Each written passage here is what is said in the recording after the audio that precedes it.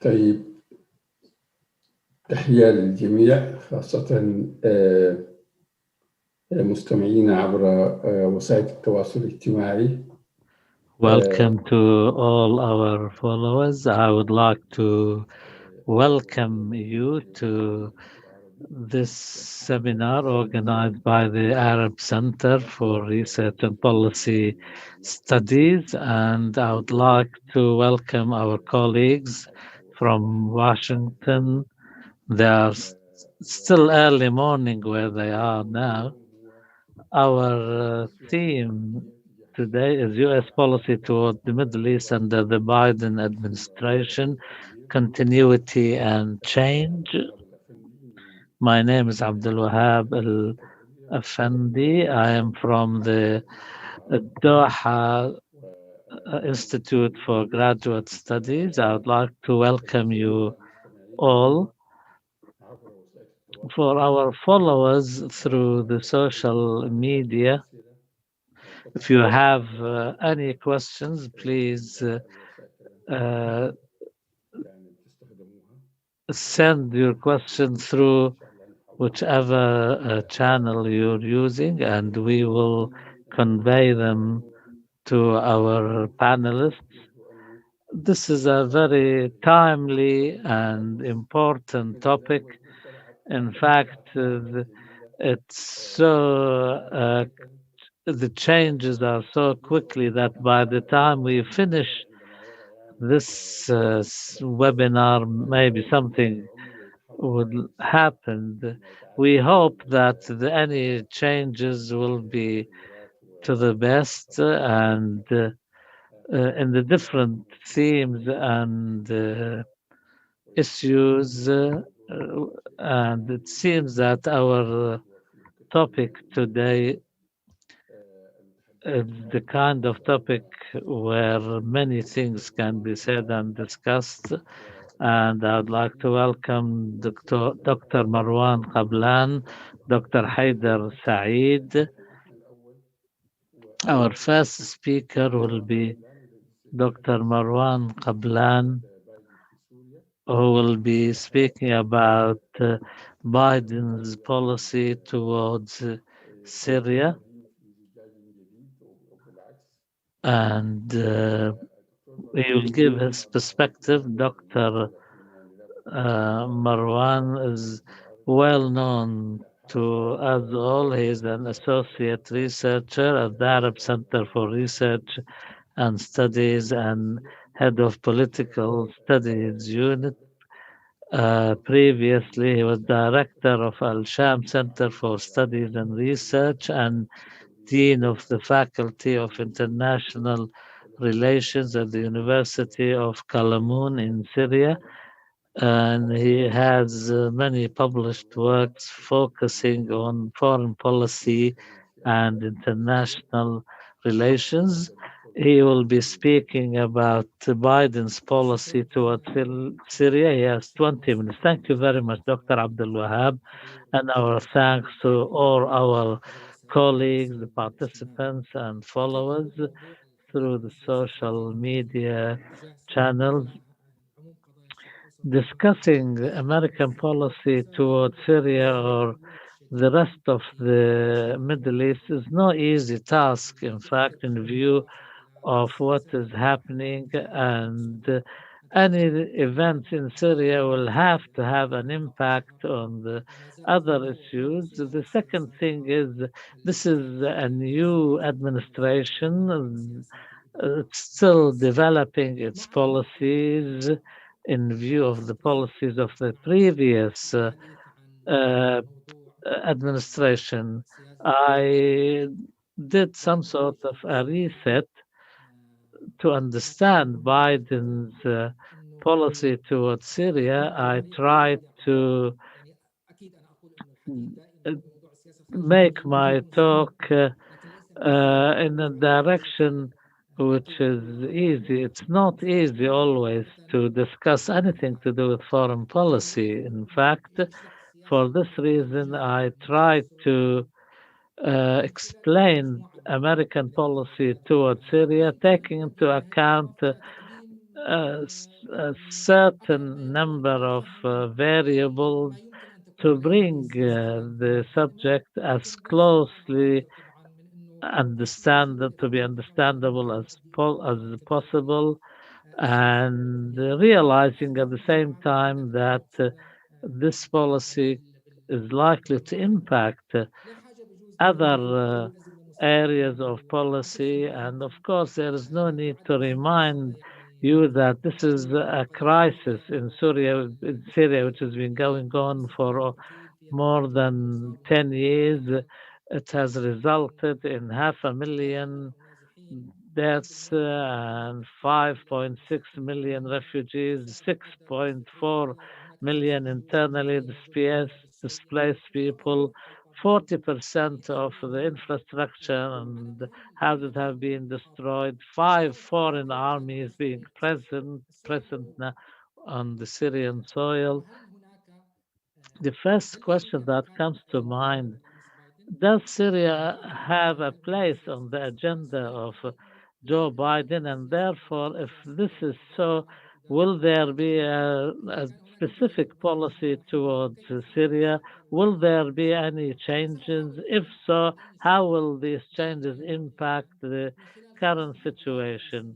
I will use the five parameters, and I would like to apply to this topic to see if there will be or there is any foreign policy, American foreign policy towards Syria on the American radar.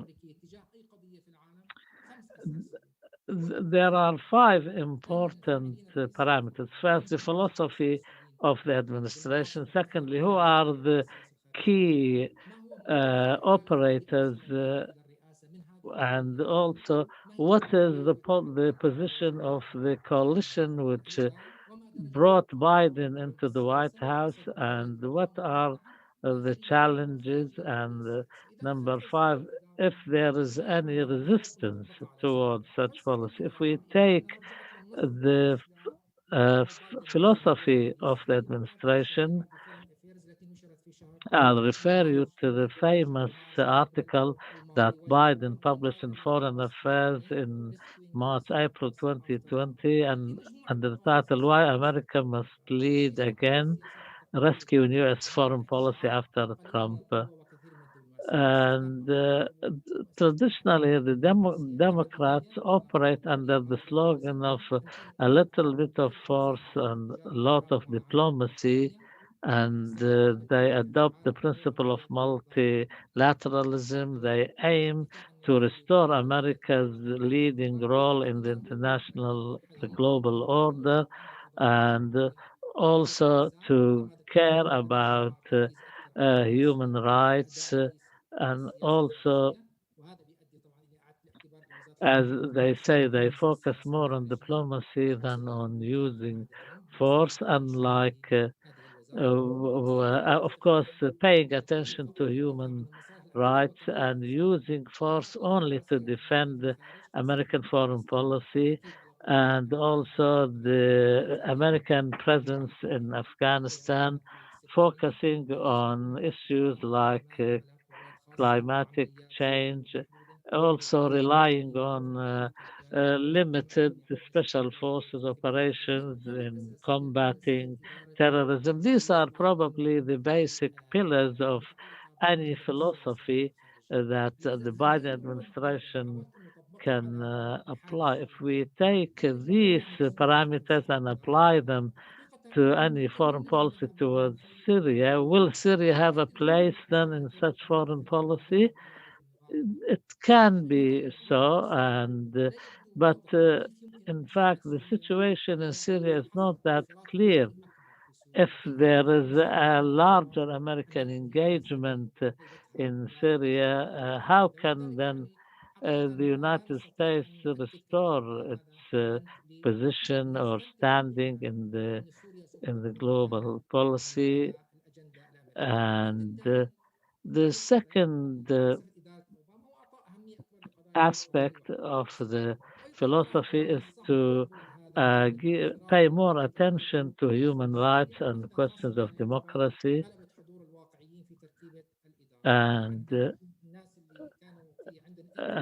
also the personalities who will be playing a leading role, most or if not all of the members of the Steven administration are imported from the Obama era, and but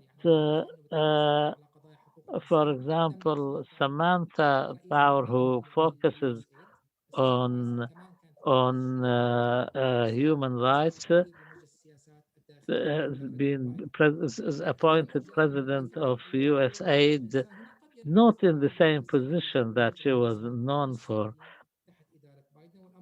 As for questions of refugees, for example, it will be different than the Trump administration.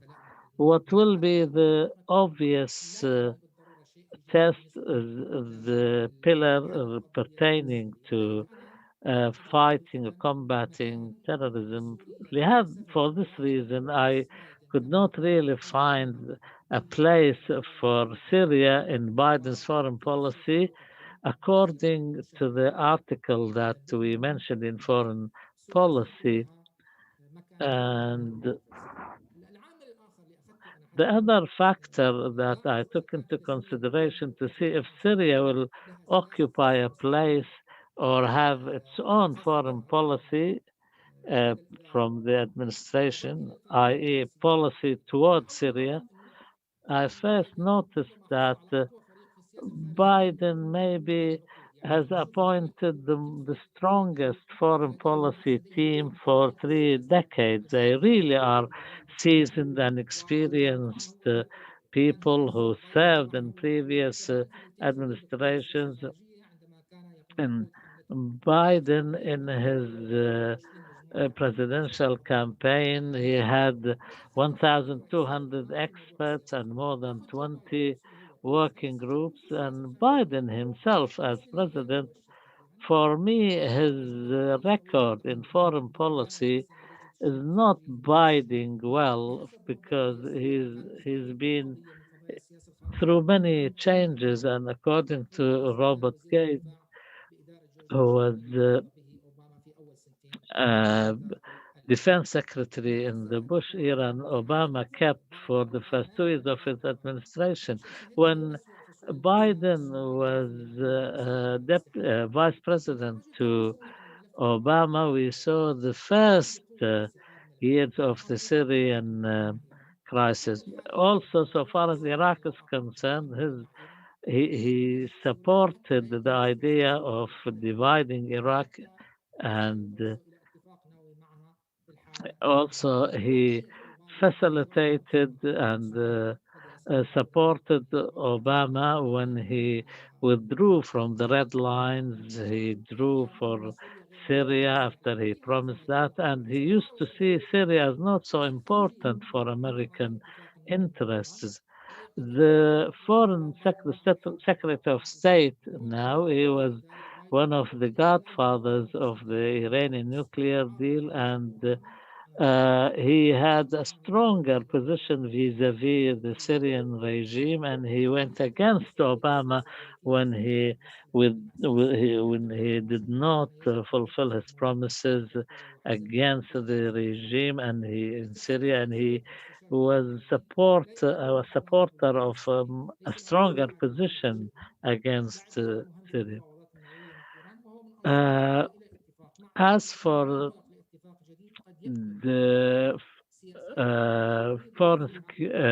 national security advisor, is not known to show that much of an interest. William Burns, director of the CIA, he was the real architect of the secret negotiations with Iran, which led to eventually to the nuclear deal. Wendy Sherman, uh, uh, um, uh, uh, I tend to repeatedly mention the Iranian nuclear deal, I keep referring to it because it's the standard by which the foreign policy can be tested or analyzed. Wendy Sherman, also, she's the Deputy Secretary of State. She doesn't see a need to a new deal with Iran. Rob Mali, who is in charge of the Iranian dossier at the um State Department, he took part in the negotiations, and he is described by the Syrian opposition as a friend of Al-Assad. Brett McCork, he was formerly the representative to the International Coalition Against Terrorism. These are the main uh, players. They have in common the following positions. By and large, they seem to take it for granted that Syria traditionally and historically is a Russian area of interest, and therefore the Americans have not lost anything. And also, they tend to refocus on fighting terrorism, and they all see that Syria is an arena for international competition. Number three, the positions of the coalition which brought Biden into power. There are two trends here: the mainstream in the of the Democratic Party. They tend to be pragmatists, traditional in the American foreign policy. The second trend is the left, which is the Bernie Sanders wing, if we can call it that, who pushes more towards supporting human rights, but they themselves have contradictory positions. They push for defending human rights on the one hand, and they do not accept interfering on the other. And in conclusion, both wings, the mainstream and the left, they do not seem to agree with a bigger American engagement in Syria. Number four, the priorities and challenges. As we said, the internal challenges faced by Biden are well known: corona, reviving the economy, racial tensions, fascist ideologies, etc. And there is a number of senators who reject the notion of America's return to the nuclear deal, like Chuck Schumer and Bob Menendez. These are the internal domestic challenges. Uh, so far as the external challenges are, China, then the competition with Russia, then the question of climatic change, immigration. At the regional level, the Iranian nuclear deal, the war in Yemen, rearranging relations with Turkey and Saudi Arabia, and there doesn't seem to be a specific place for Syria in all of this. Number five, the level of support and resistance to American policy. The there is no big appetite for any additional costs for any engagement abroad, not Syria specifically. The costs are high both at the domestic and international level. And of course, we are in the middle of a pandemic, and there is a noticeable resistance even within the Democratic Party against any intervention, and the position against the recent air attacks was obvious. In conclusion, Syria does not seem to feature clearly on Biden's agenda for foreign policy, and there is some sort of a deliberate attempt to ignore the Syrian question altogether, and Biden has not mentioned Syria, maybe except for once since he became president, and it seems that Syria will not be in the same leading position like Iran, Turkey, Russia, and Israel. And also, there is a change. This is in response to the second question I put. There is a change in the American policy so far as the priorities are concerned, and this can be noticed in three directions. First, giving Russia a bigger margin to operate in Syria, and secondly, give Israel a green light to hit Iranian targets in Syria, and also give Turkey a bigger margin. And this was in the Trump administration, of course. And uh, uh, two of the major Turkish military interventions took place in the Trump era. Also, amongst other conclusions, the priority for Biden, it seems that is moving back to focusing on ISIS, and this means that the relations with the Kurds will be revived, and consequently limiting the margin allowed Turkey to move. It's not likely that Iran would benefit much from reorganizing Washington's relations with its allies in the region like Turkey, Saudi, and Israel. Finally, the important change is the division which was noticeable between Trump and American institutions vis-a-vis Syria is over, and the Pentagon's focus now will be on ISIS, and it seems that there will be more cohesion in the positions taken by the White House and the Pentagon. What does all of this mean for Syria? Biden's policy towards Syria will not be better than Trump's administration's policy. On the contrary, maybe the repercussions will be worse. Uh, Syria will remain threatened in its unity, especially if Biden chose to allow the Kurds self-rule. If we want to change that, we must find ways and means of replacing Syria on the American radar outside the scope of security and humanitarian aspects. I will stop there, and I think my apologies if I've taken too much or more of the time allowed to me. Thank you. وطرحت قضايا حقيقة مهمة تستحق كثير من النقاش.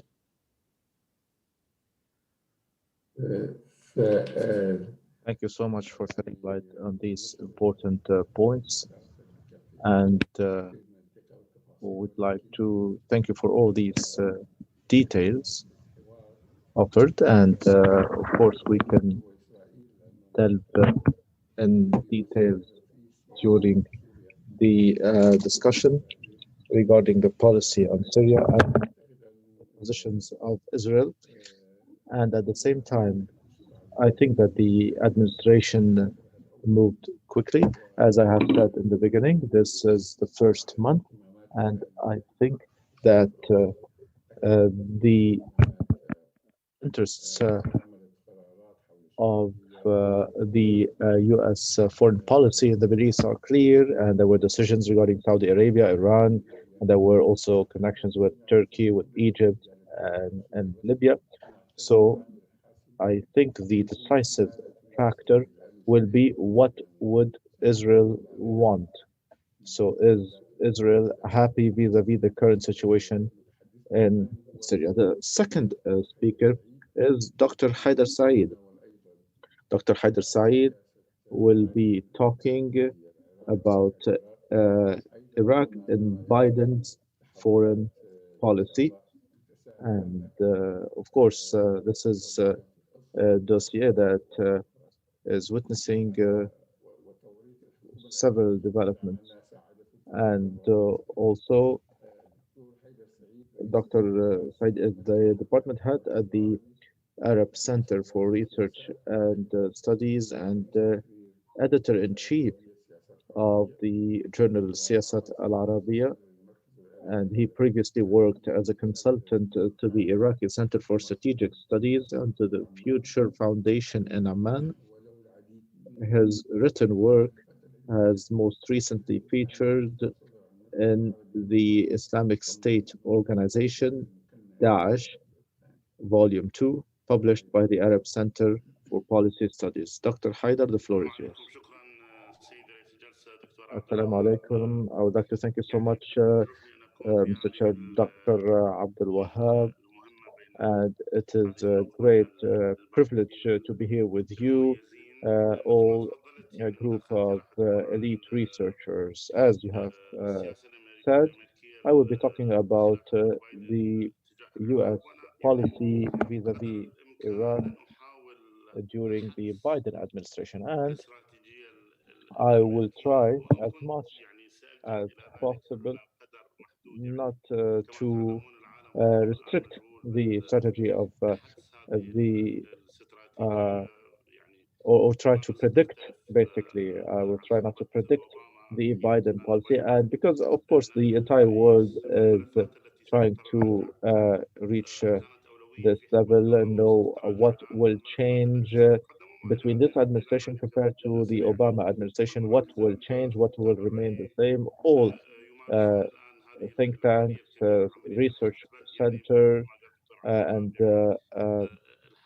researchers are basically trying to predict what will the policy be. I will try during my intervention to uh, talk based on analysis and a framework that would allow us to understand the strategy of Biden, particularly when it comes to Iraq.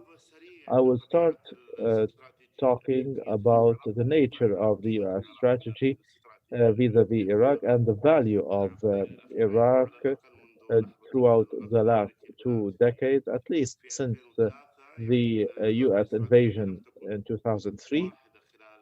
There were different strategies during these 2 decades, and I think they witnessed transformations. And as you know, it started in 2003. Back then, Iraq was offered or presented as a model for democratization that was adopted by the US administration. The cultural change of the world through democracy in order to guarantee the security of the United States of America. And there were also talks with a bit of arrogance and at the same time a simplistic approach regarding the redrawal of the map of allies of the United States and the region. But nothing was achieved. Iraq did not become democratic. The region did not become democratic. And I cannot, or I do not have time to talk about this in detail. But in my opinion, there are no serious analysis regarding what happened in Iraq during these 2 decades. Since 2006, with the uh, weakening of the neoconservative, there was a change when it comes to the US strategy vis-a-vis Iraq, and we saw the rise of the voice of Condoleezza Rice, and she talked about pragmatism uh, compared to the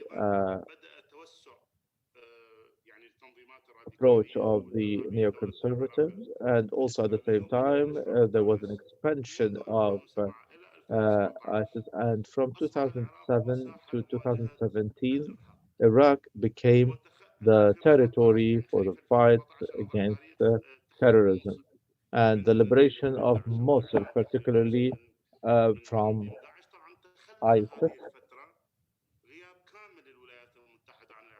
During this period, there was a total absence after the withdrawal in 2011 that was coupled with the Obama policy not focusing on Iraq and the Middle East, but focusing on Pakistan, Afghanistan, and then China. With the latest developments and with the rise of radical groups and with the rise of ISIS, even before 2014, the occupation of Ramadi and Fallujah, that was before the fall of Mosul, that was in the United States, and the Iraqi dossier became important, and the coalition was formed in August 2014, the International Coalition, and the United States contributed in the war against ISIS. And during that period of time, there was a dialogue and understanding between the US and Iran. Before Daesh, Baghdad witnessed a security negotiation between the Americans and the Iranians, and at the same time, there was some sort of understanding when it comes to the war against ISIS. As I have said, this strategy continued till the end of 2017, the first year of the Trump era, but the real transformation started in 2018, and it is actually the definition of the Trump era.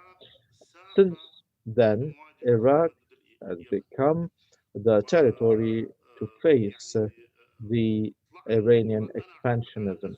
And I think that Iraq will not become the battleground to face expansionism of Iran until the Trump era, not during the Bush administration and also not during the Obama administration. So, what about the Biden term?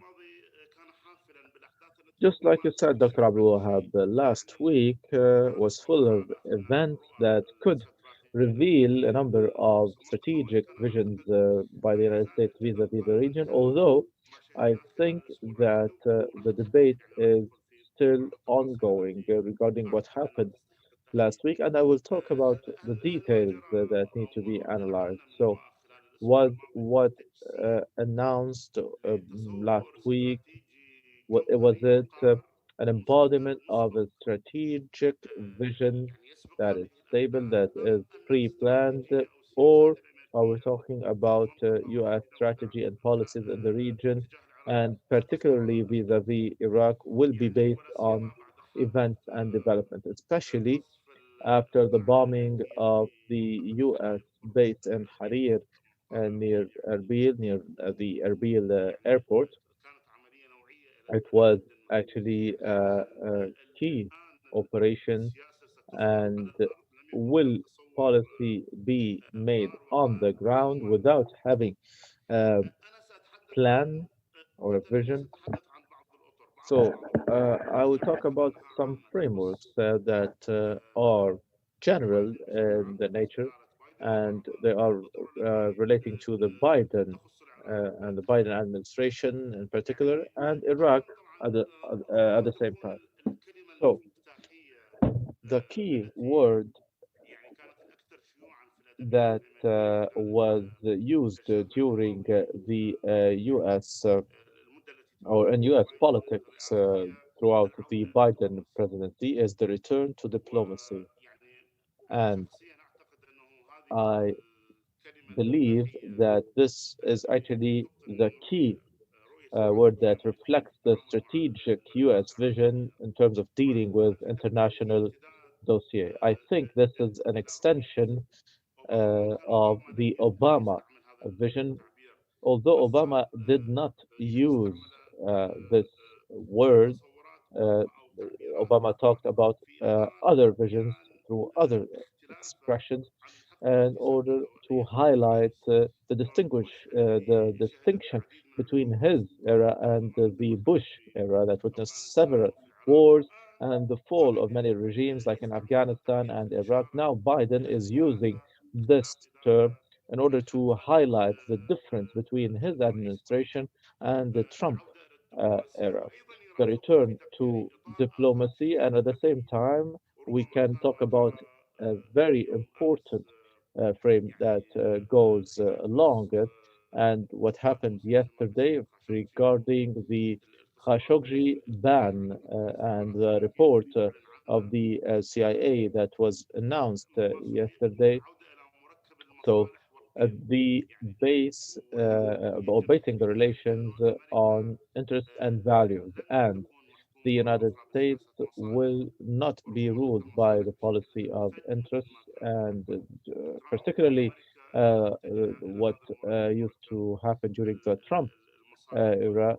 So now it will be based on values and interests. And in my opinion, the key word is return to diplomacy, although what happened last week was a bit strong when it comes to the retaliation after the Erbil bombing by bombing the Shia militias facilities in Syria, and even some people considered that announcing or publishing the CIA report regarding the assassination of Khashoggi is also a strong position on behalf of the Americans.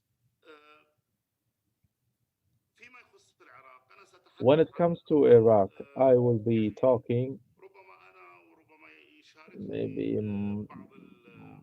some colleagues share the same idea, my idea, that the United States, at least since the Bush era until today, despite the different presidents, there is some sort of commitment that that makes the U.S. policy vis-a-vis Iraq special compared, for instance, to Syria. I do not know whether we could talk about political or ethical or anything like that, but at least the intervention of the United States since 2003, the Americans are mainly responsible for what happened in this country during the last 2 decades, whether we're talking about the civil war and becoming the hub for terrorist organizations. Despite that, I will be focusing on two themes. The first one of the key pillars that will govern the US policy during the Biden administration vis-a-vis Iraq is the intertwined nature between the Iraqi dossier and the Iranian dossier, maybe similarly to what Dr. Marwan talked about regarding Syria. I read the literature. Of course, more articles, more comparisons were made regarding Iraq compared to Syria. So the focus was that the difference when it comes to the Biden administration vis-a-vis Iraq is there would be a separation between the Iraqi dossier and the Iranian dossier. In my opinion, Biden cannot continue from where Trump or Obama stopped. Biden will continue from where Trump stopped. So Biden has to take into account the heritage of Trump. And given the fact that Iraq has become a battleground for conflicts between the US and Iran, I think that eventually Biden might attempt to change, but at the beginning, he would not be able to do that. I think the nature of the negotiations regarding the New Deal with the Iranians and the form of the negotiations with the Iranians, of course, will be reflected in Iraq. Of course, there is also some analysis regarding the US operation that targeted the Shiite militias And the main question, of course, from a military standpoint, it is not that valuable of an operation because the objective was not to kill the negotiations uh, with the Iranians regarding the nuclear dossier. But why in Syria, not in Iraq? That was the key question. So this is why some people thought that this is a Biden attempt to uh, separate between the Iraqi dossier and the Iranian dossier. Some people are saying that maybe this will happen at the end, but nearer term, Biden will not be able to do so, according to some. The second point or the second theme that will govern the relation or the policy of the United States vis-a-vis Iraq is the terrorism dossier. Dr. Marwan highlighted the situation in Syria when it comes to this dossier. I think this is a key dossier. I think that since the Bush administration, since the 9/11 attack, and until today, uh, facing terrorism is key when it comes to U.S. policy in the region, especially if that Iraq has become the battleground for the biggest organizations movement.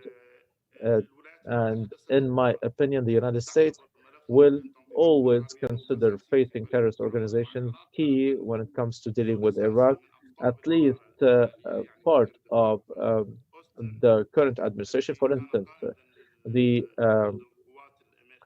Secretary of Defense Austin, who was in charge of the U.S. forces in Iraq until the withdrawal in 2011, is among the people. First of all, he objected the withdrawal. He defended the necessity of leaving at least 20,000 U.S. soldiers in Iraq, and I think Austin believes that the United States troops should not leave Iraq. Yes, there might have been a decline in the numbers during the strategic dialogue between the US and Iraq.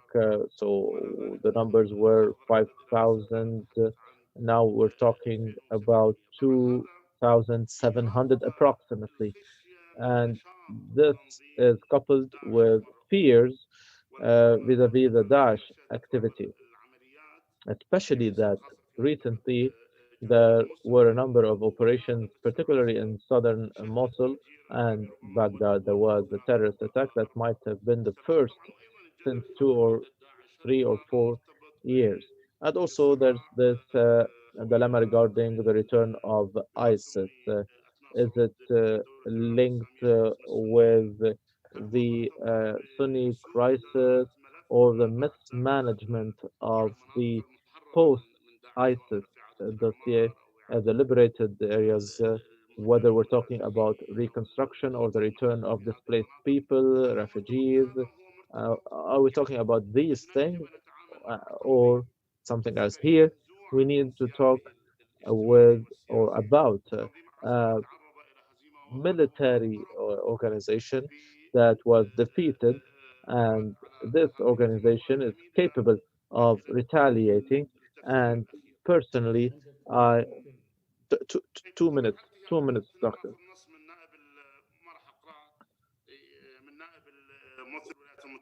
Yes, I will be quoting the delegation of the United States to the United Nations regarding terrorism, but the most important thing is to mention the NATO framework. And we're talking about a traditional NATO or traditional US policy. And last week, Austin, in my opinion, uh,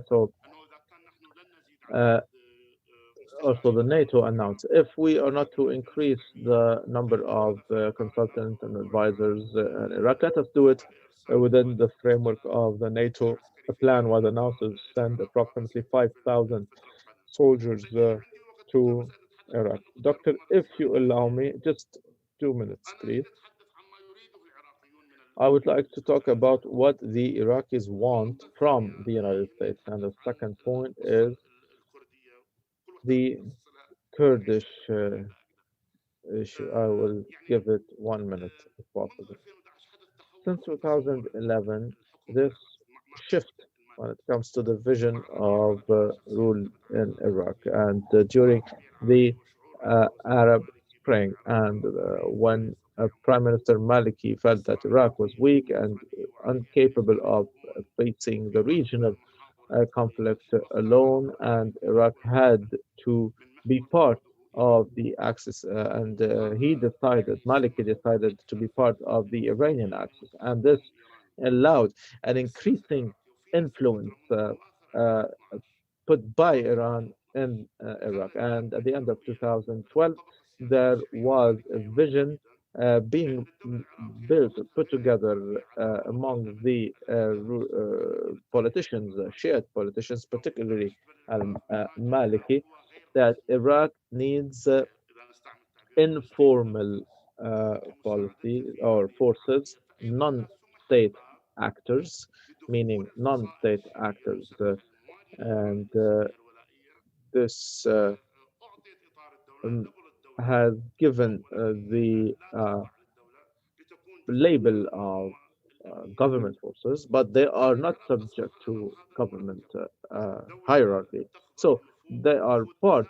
So Iraq has become a country with a complex regime, influenced by Iran, a key neighbor, and controlled by uh, power that is outside of the region and the deep state. During the Al-Abadi era, particularly after the liberation of Mosul, Abadi wanted to face this complex structure, Iran on the one hand, and trying to regain the sovereignty of Iraq and the integrity of the territorial integrity, and also getting the sovereignty back from the shadow power that is influencing it. There was the first division at the level of the Shiite ruling movement when Prime Minister Abadi decided to resort to the United States in order to face the Iranians and in order to be supported against the shadow power or the parallel uh, state, which is the state of militias. And Academy also had the same vision. So there was a main current, a main movement at the level of the leadership that wanted a US presence uh, as part of this confrontation. So maybe Biden will reach to this conclusion at the end, a policy vis-a-vis Iraq that is not similar to the Trump policy or the Obama policy, based on understanding the policies or the politicians in Iraq. We have Blinken, Austin, and other key figures in charge of this. Okay, so there will be a policy that is different and based on the strategic dialogue that was launched in summertime with the Iraqis. The last point regarding the Kurds, there is an optimism at the level of the Kurds with the Biden arrival to the White House. Mr. Masoud Barzani tweeted after the Biden victory. He congratulated his friend, his friend Biden. Of course, that was based on the old Biden vision when it comes to three federal or a federal regime with three regions and the rule or the central government role.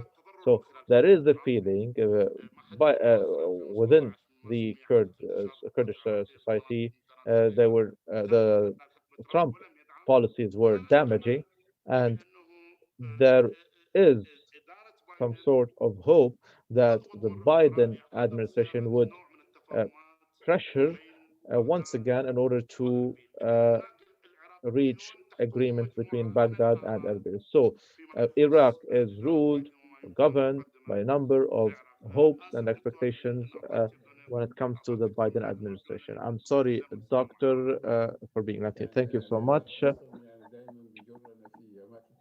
course, Iraq always takes us to different discussions, and I think Biden will be also in need of dealing with all these things. And also, you mentioned the important points regarding the relation between the internal and external factors, and this triggers several points of discussion because this is the important factor. So, can we talk about another party other than the Kurds in Iraq that could cooperate with the United States? This is a complex issue.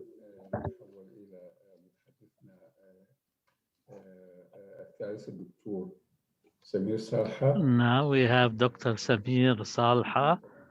Dr. Samir he is a professor of international law, international relations. He previously was lecturer at Diyarbakir, Dikla, and Koch.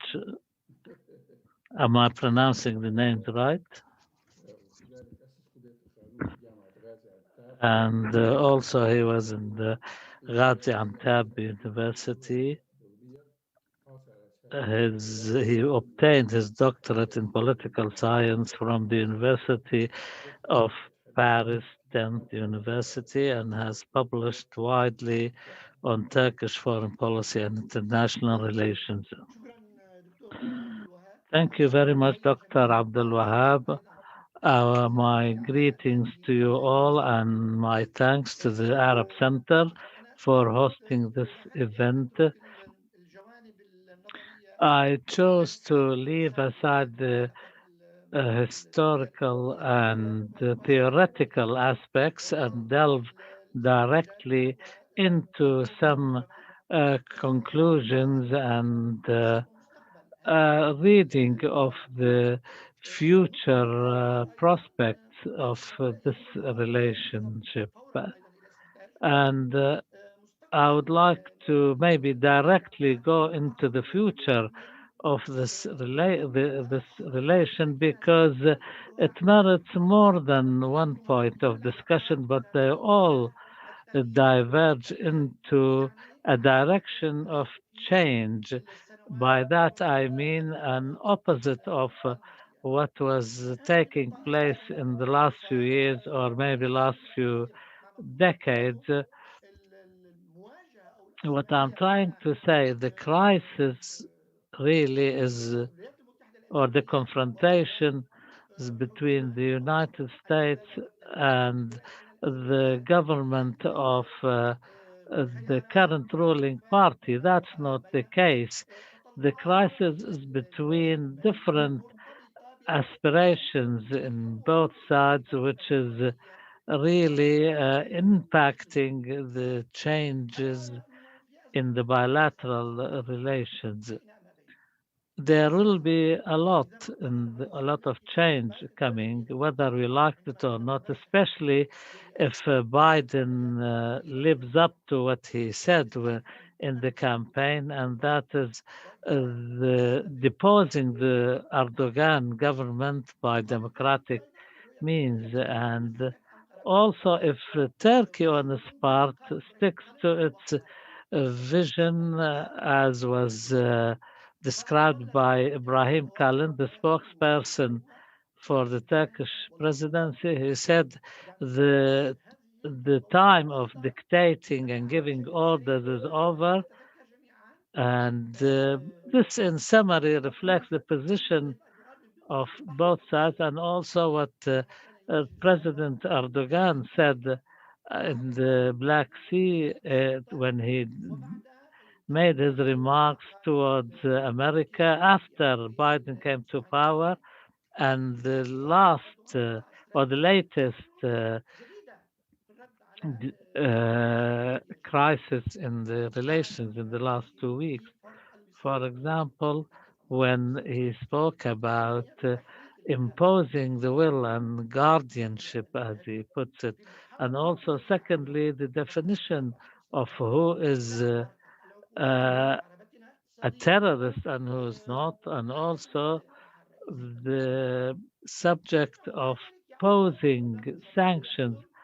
The president, the Turkish president, has spoken about. Only after 2 days about what he said in the Black Sea, he said that the relations between his country and the United States is going through a period of testing now. There are points of convergence as well as divergence. The indicators, almost all of them, seem to go or point in the direction of a period of difficulty. There may be attempts of reviving direct contacts between main players in the leadership of both countries, but on the ground there is more escalation and more of positions which indicate divergence. The question is what is best for both countries? A breakaway in relations and divergence or convergence in the relations? If we want to speak about a breakage, will this be will that lead to a period of a scenario which will be a divergence between the positions of the two countries in both bilateral and regional issues? Ankara, in my opinion, uh, cannot say from now on that its trade relations will be protected, especially if there is an explosion in the relations between Ankara and Washington. This will undoubtedly impact Ankara's relations with the Europeans. And this is a central point that the tension between America and Turkey is no longer confined and will not remain so. It will explode into and branch out into more points of friction. Of course, the points of difference are many. I do not want to go into the details of all of them, but for example, if we want to classify them or list the most important one, there are of economic nature, political, security, also linked to other hot spots which can bring into play more points of friction and tension, like the question of energy, the relations with the Kurdish factions, the relations with Russia, the F-35 fighter jet project. All of these projects, I mean, the question is Turkey planning to return to the F-35 fighter project or get financial compensation from the United States to buy the Sukhoi Russian fighter with American money if Turkey gets the compensation? This is a discussion which cannot be that easily understood and controlled because events can move in another direction, but nonetheless, the road will not be open towards a return to how the relations were 10 or 15 years ago. The, the confrontation between Washington and Ankara will be in the gray areas. Where are these gray areas? We just heard in Syria, in Turkey, in the Eastern Mediterranean, in Europe, in the Balkans, in the Black Sea. The, the main gray area is under the umbrella of the NATO organization and Turkey's relations with the NATO alliance will be an important determining factor in the coming days. As for terrorism, terrorism, so far as Ankara and Washington are concerned, cannot be separated from defining who the terrorists are. This is another important point which really warrants a lot of observation, and that is political Islam and the place it's going to occupy and the relations between the two countries. The question of Russian Turkish relations, this is at the heart of the problem, and also some sort of a Turkish Russian bloc which combines other players.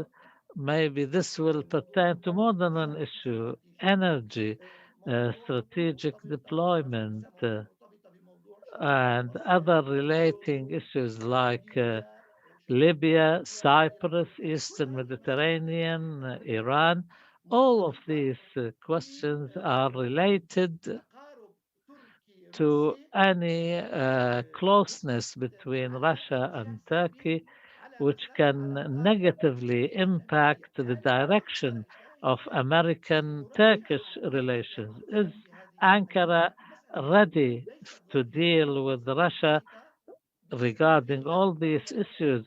I don't think the question is related to any specific point and then things will move in a certain direction quickly. There are facts on the ground which are linked to a scenario of escalation and tension that I mentioned in the beginning.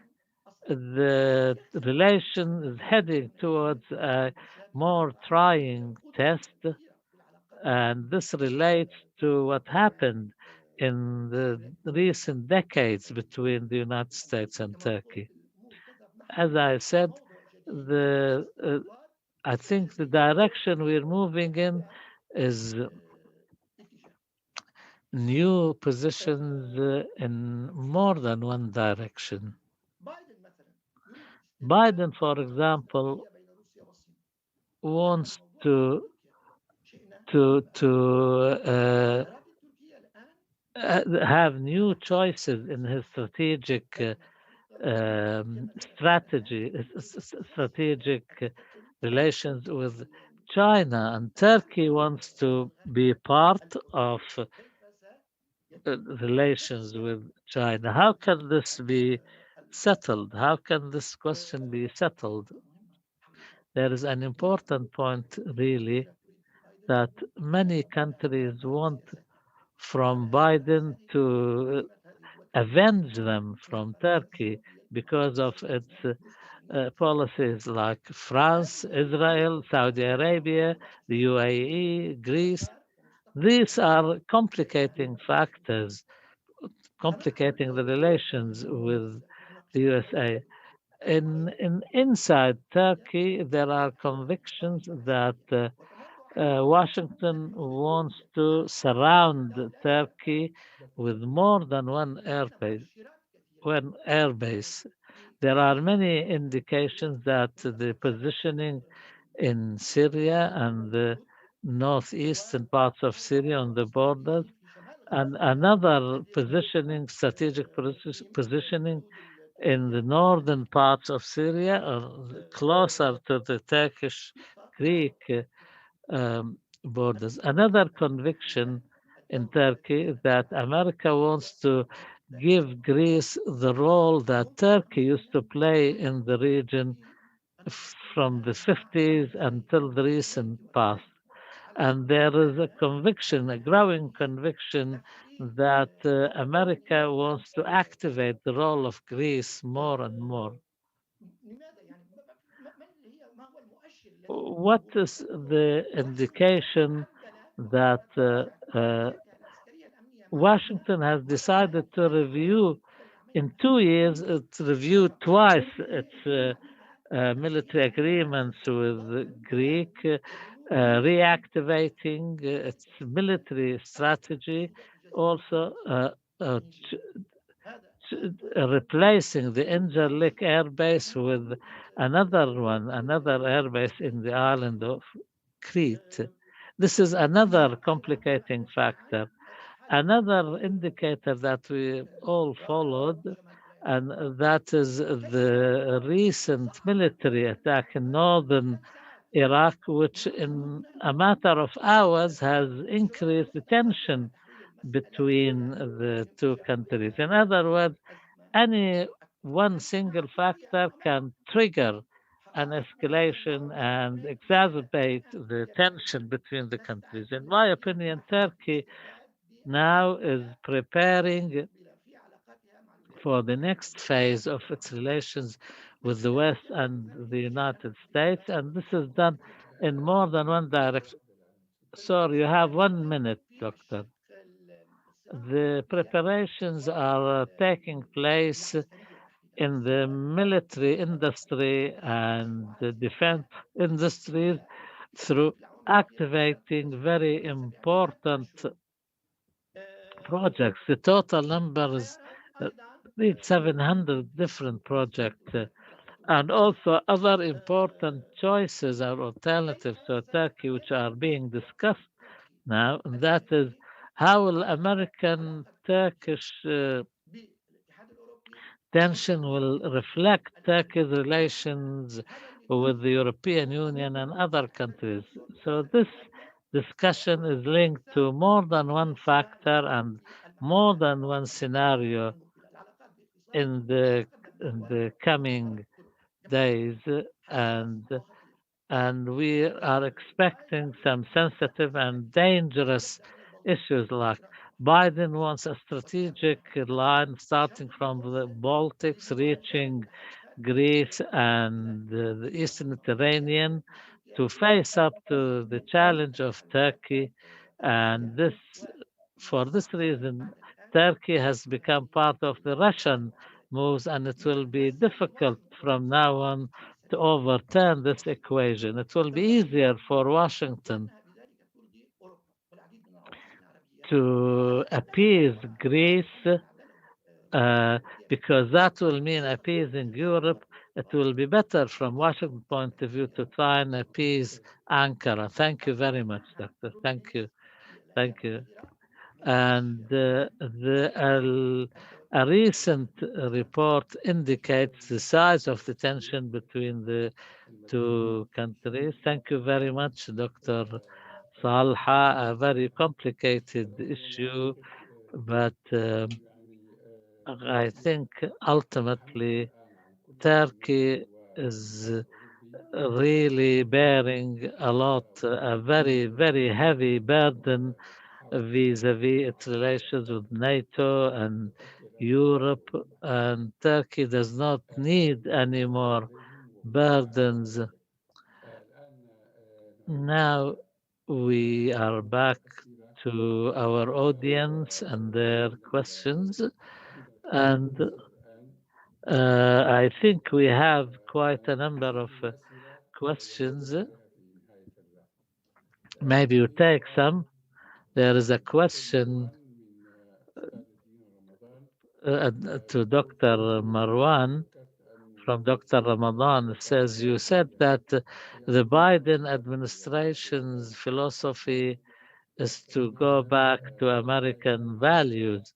So why shouldn't this be an incentive to solve the Syrian question? A question from Khalid Hashim saying that the importance of the Middle East is weakening so far as the American administration is concerned, and this will be the governing factor in American foreign policy, which means that it will not pay much attention to the complications in our part of the world. Muhammad Shuaib has a question on the Iraqi issue. Is saying that America coordinates with its traditional allies in the region, in the Gulf region, so far as Iran is concerned. As for the Iraqi question, then Iran is acting in a way which is negatively impacting the security of the region. A question to Dr. Haider: if the Biden administration reach new understandings in Iraq with Iran, will that be possible? We have a question. I think some questions are repeated. Muhib al-Rifa'i, I think, has a question. Muhib.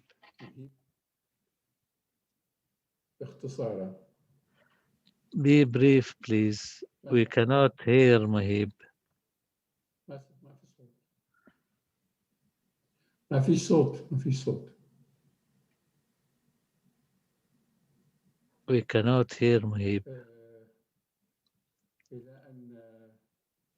الأستاذ مهيب يعني Until Muhib sorts out his technical problems, are there any other questions? Can you hear me now? Yes, we can. I'm very happy with this distinguished group of panelists. I was working on an article on Biden's policy towards Syria. It looks to me as if Biden cannot give up on Syria completely because of Syria's impact on other issues, and Biden has three things that he can take into consideration in charting his policy towards Syria.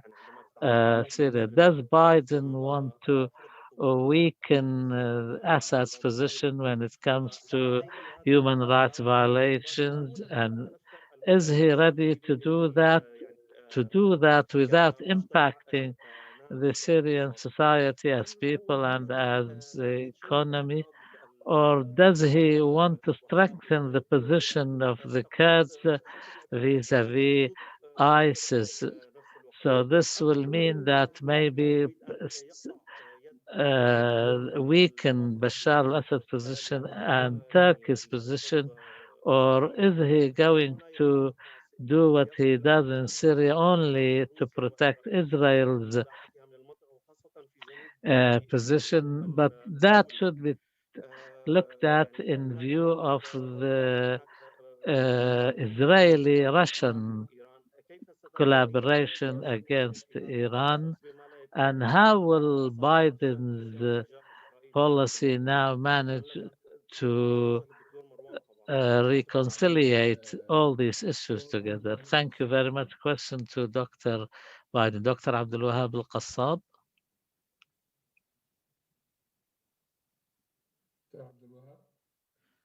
Dr. Abdelwahab, can you hear us? We cannot hear you. أنت الصوت عندك مغلق، افتح الصوت. طيب. Okay.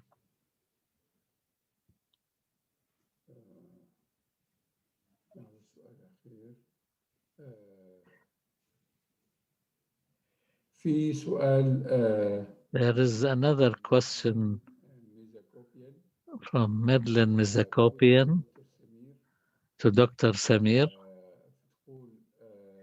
The question says, what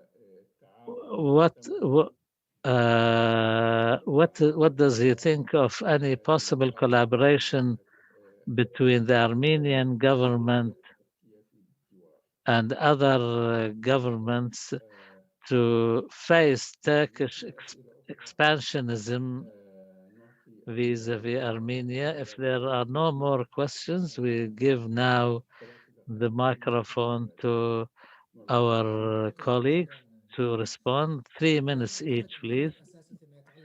Thank you. So far as Syria is concerned, the question is not whether Biden will use Syria as a means of a war of attrition against other competitors because the Syrian crisis is likely to continue. I think the United States does not have a policy and until now has not developed any policy. The changes are still within the framework of how can Syria serve America's other interests vis-a-vis its other allies. The United States seem to think that the main players are Iran, Russia, and Israel now in Syria.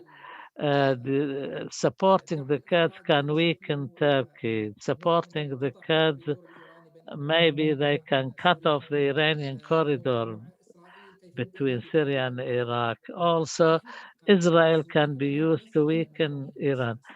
For so far as we are concerned as Syria, this is not what matters to us. What matters to us is will there be an approach to end the crisis? I don't think that is the case. I don't think the Biden administration will neither have the time nor the will to invest towards a resolution in Syria. Sanctions are not a strategic means for solving the crisis, but maybe to prolong the crisis. They'll want to say that through applying these sanctions will continue pressure on the regime. But for us, this will not lead to a solution. Ultimately, we want Syria to go back to being a united country and all foreign troops to leave our soil. This is what matters to us. As for settling scores between the Americans and Turks or the Russians and the Israelis, in fact, we analyze that because we want to understand it, but it does not matter to us. There was another question, please, if you allow me to answer. Khaled Hashim is asking about the Middle East and that is no longer important for the Americans. I agree with him. So far as the United States is concerned, the Middle East is no longer that important. The United States now is the biggest producer of oil and gas, and what it needs on top of that buys from other countries, and the Middle East is no longer the main supplier. So, in this sense, the Middle East is less important. The second objective is Israel. In the Cold War, there was three main considerations: the Soviet Union, Israel, and oil. The Soviet Union is no longer is there. Israel, if in reality, it's Israel who is threatening Iran and not the other way around because Israel has 200 nuclear warheads which can destroy Iran completely. So, but Iran wants to face Israel on our soil, our countries, and the expense of our blood and our countries to establish militias. But I think Israel is really uh, threatening Iran. The question of Israel being threatened is no longer viable strategically. We have left this behind us. In this sense, the Middle East is less important so far as the Middle East is concerned. But the Middle East will remain important because the Middle East is important for the competitors of America. 50% of China's oil imports come from the Middle East, and if these phenomenal agreements between China and Iran, which is valued at 400 billion, are signed and implemented, that Iran will be the main supplier of energy to China. This will be why the Middle East will remain important for America. And I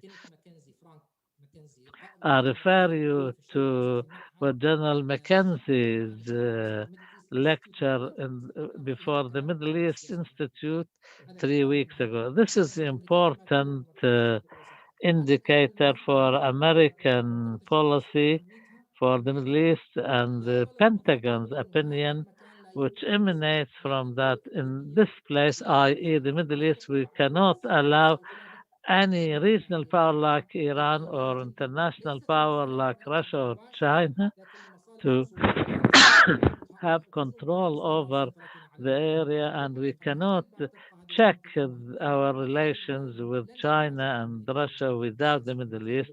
For this reason, the importance of the Middle East will remain, and the United States will continue showing interest, even if their interest is lesser now and is more toward China, but the United States will remain present militarily in the Middle East, in the bases, and now there are no less than 40,000 American troops in the Gulf, in Turkey, in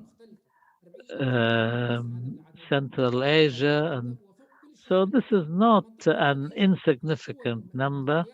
In the Gulf, Central Command with all its bases and on land and on sea, so in Turkey and Kuwait and others. Thank you. قبل ما أواصل الدكتور عبد الوهاب Before we continue going, we give the floor to Dr. Abdul. يبدو رجعت مشكلة الصوت ما زالت موجودة. So there's a problem. We cannot hear you, Dr. Abdelwahab. We cannot hear you. ما في صوت للأسف. Yes, unfortunately, there's no sound. Dr. Ahmad, yes, good morning or good evening. I would like to ask Dr. Marwan the repercussions of the absence of the Trump policies, so repercussions on Lebanon, actually, when it comes to the Trump policies. Before giving Marwan another opportunity, Dr. Haider and Dr. Samir, 2 minutes each. Thank you, Doctor, and I would like to thank everyone. I wanted to add something, just one sentence, to the importance intervention of my colleague and brother, Dr. Marwan. So it could have been the conclusion. Yes, the Middle East will remain important in order to prevent the expansionism of the enemies of the United States, particularly Russia and China. Yes, I have a key remark when it comes to the question. Any understanding between Iran and the United States will lead to increasing Iranian influence in the region. So this is important because this is actually approached by several elite in the region. I would like to say 3 things. The philosophy of sanctions and the first successful sanctions that led to a political pathway when the sanctions were imposed on Iran. It is not like the sanctions that were imposed on Iraq that led to the suffering of the people. So, the containment of Iran was achieved, and the sanctions during the Trump era was like sanctions without objective, as if the sanctions are the ultimate objective. Eventually, Iran became more aggressive because of this policy, and the expansionism of Iran in the region became bigger during the Trump era. Uh, so Iran was capable of bombing U.S. Interests in Iraq during the Trump era, and not the Trump or not the Obama term. So the expansionism of Iran was achieved during the Trump administration and not during the Obama administration. That was my first remark. The second remark, the increasing influence of Iran in our region is the result of local uh, acceptance and strategies, and not American. Had some shared politicians not accepted, and particularly Al-Malki, just like as I have explained, he was afraid of the Arab Spring and the revolution in Syria. He allowed the expansion of Iran towards Iraq. The same thing applies to Syria and to Lebanon. So expansionism of Iran in the region wouldn't have been possible had there not been a local, not only acceptance but also efforts. And I would like to add that facing Iran is left to us. I am not in favor of counting on the United States or any other foreign power. And during conference last year, after the assassination of Soleimani, I talked about the key battle uh, and how to regain our strength from the non-state actors. My third remark. I think we're talking about two separate things. The Americans reaching any sort of agreement with the Iranians, going back to the old deal or having a new deal regarding the ballistic program, anything. I do not think that this will lead. So let us talk logically. Logically speaking, it does not include turning a blind eye by the United States vis-a-vis the Iranian policy in Iraq. In parallel, there are hopes, there is a strategic dialogue, and there are hopes that we would move from the Trump term during which Iraq became a mailbox where letters or violent letters were exchanged with Iran. So we shift towards working to support the state in Iraq as Iraqi citizen. I hope, just like other politicians and leaders, we hope that this strategic dialogue with the United States would lead to a similar result. By the way, before we move to Dr. Samir, there was a short question regarding your opinion when it comes to the Biden position. Maybe my mic is working now.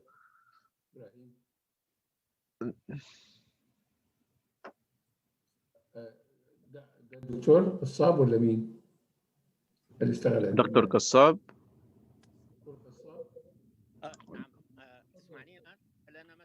Yes, can you hear me now? Yes, yes, yes.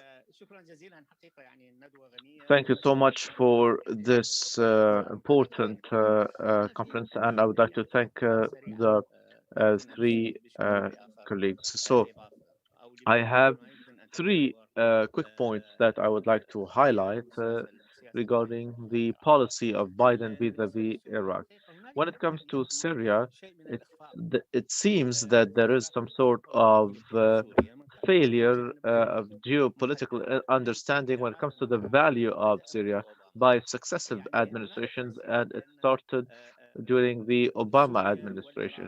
They forgot that Syria and Iraq, the Levant country is basically the Arab bridge that ends in Alexandria on the uh, Mediterranean Sea, and on the other hand, the POW has access to the Indian Gulf. And this is, we cannot understand this approach, honestly.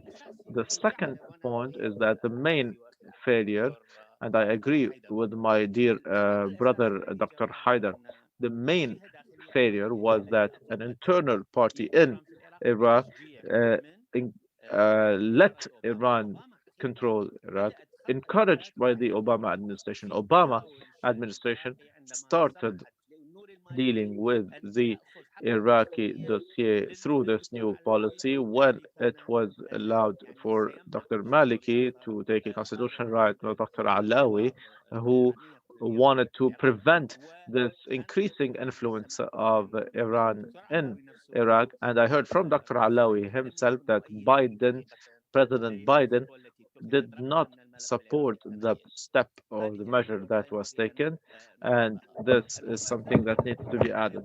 The third point, source of concern.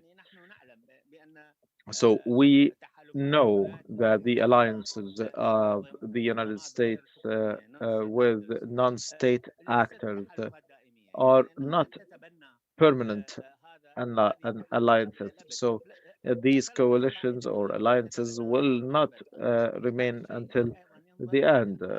We can give the example of Al Qaeda.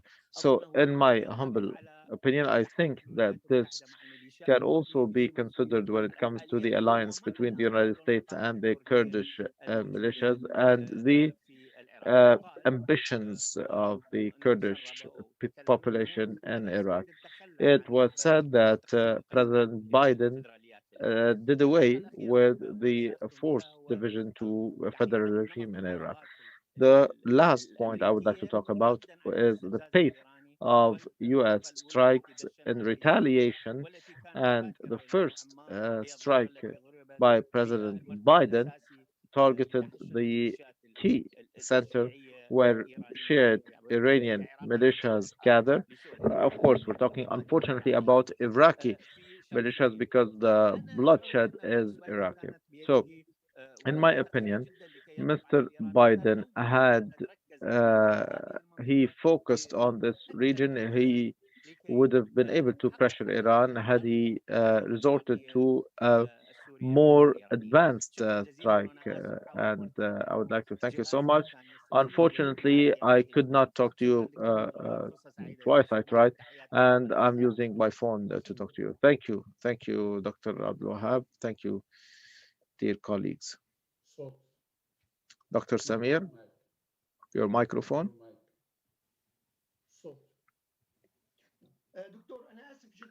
I'm so sorry. Yes, I will not be lengthy. I want us to talk about two main points. So the Armenian point, what is happening in Yerevan today is linked with Washington's decision to change the balance that was installed by Russia and Turkey when it comes to the Armenian dossier and Nagorno-Karabakh and the Southern Caucasus.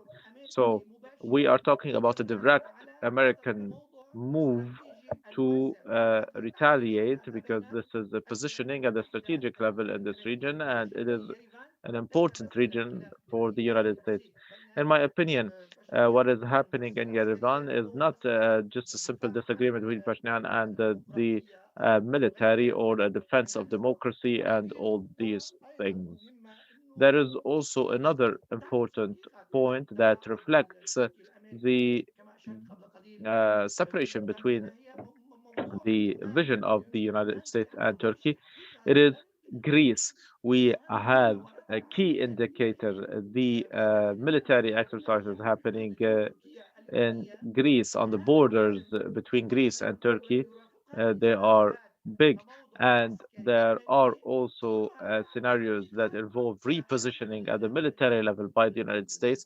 These all reflect the distance between the two countries and the possibilities that could happen in the future when it comes to the relations between Turkey and the United States. This is an important point as well. The Muslim Brotherhood, and I would like to say that Ankara, in my opinion, will find it extremely difficult to separate between Muslim Brotherhood and political Islam. Why?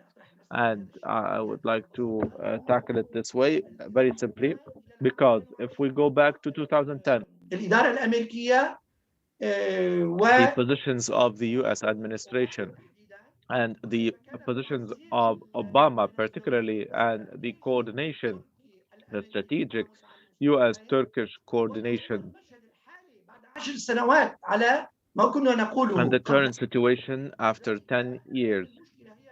So the problem when it comes to Ankara is that Ankara has a crisis, and some people want uh, uh, this. And the second or last point, how uh, will the United States deal with the Muslim Brotherhood, not at the level of the US Turkish relation, but between Turkey and many countries in the region regarding the description of the Muslim Brotherhood? Dr. Marwan, 1 minute to answer the question. Thank you. So, uh, regarding the question of Dr. Ahmad, in my opinion, should this conflict continue and the absence of a U.S. vision to find a solution in Syria, it will remain a hub for extremism and the exportation of refugees to the entire world. So, the fears expressed by the United States, the concerns of the United States will continue, although the United States is talking about facing these challenges. So, in my opinion, there will be no end for terrorism and extremism should it continue the same way. In Syria, you have 3 million kids or children outside school. 5 million children suffer from malnutrition and diseases. And at the humanitarian level, we have very harsh circumstances. 3 million children who do not go to school. This is a project.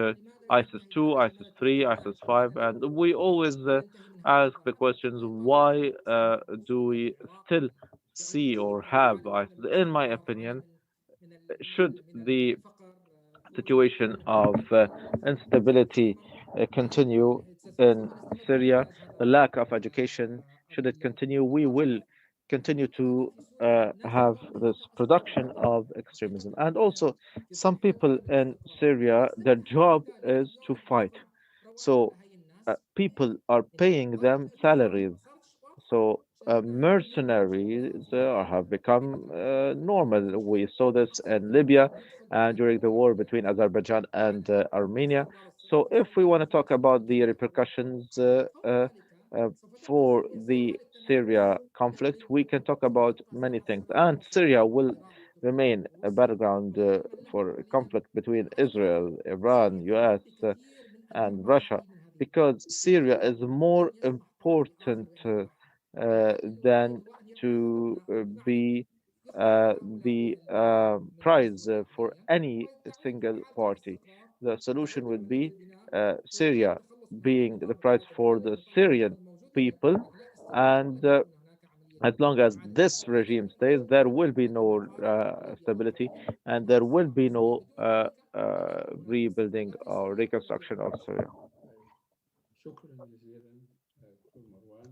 Thank you so much, Dr. Marwan, and I would like to thank the participants, and I would like to thank the panelists and all of you. And we have come to the end of our important, valuable, and exciting discussions. And I would like to comment on what was said by Dr. Samir. I don't find it probable having a conflict between a military conflict between Greece and Turkey or any other country. There might be some political and economic skirmishes, but no war. Thank you so much, and my regards. We return after 15 minutes, right? Yes. So I've used some of our break time. So we go back after 15 minutes, and we have our colleagues or panelists from Washington intervening, and Chair Dr. Khalil Jahshan. Thank you.